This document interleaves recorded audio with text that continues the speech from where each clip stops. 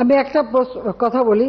24 BCS পরীক্ষা হয়েছিল 2002 বা 3 এই সময়।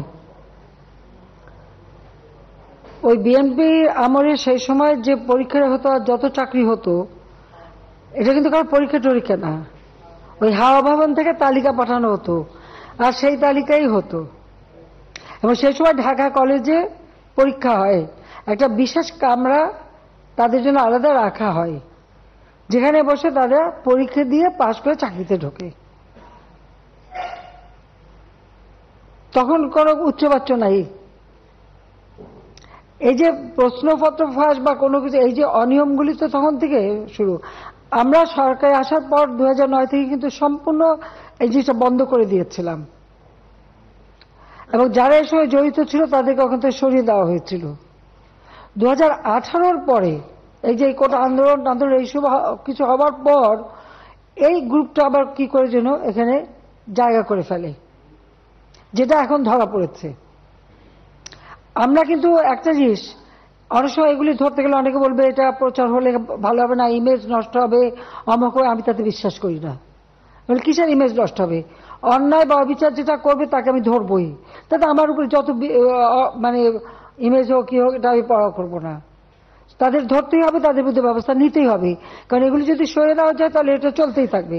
এটা যাতে আগামী চলতে না পারে তার জন্য ব্যবস্থাটা নেওয়া হয়েছে।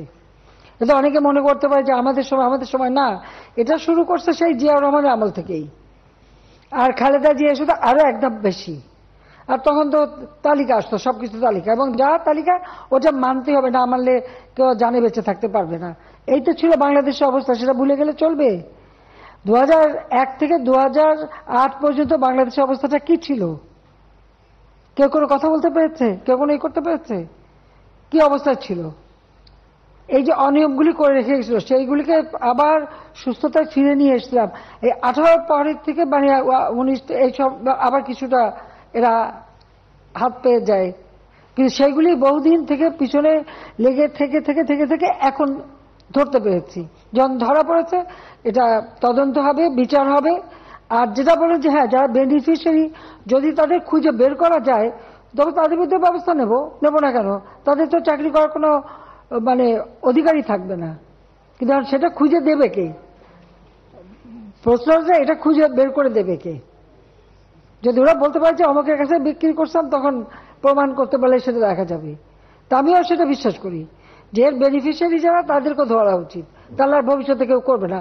কারণ ঘুষ যে দেবে আর ঘুষ যে নেবে উভয়ই হচ্ছে অপরাধী, উভয় অপরাধী, এটা মাথায় রাখতে হবে।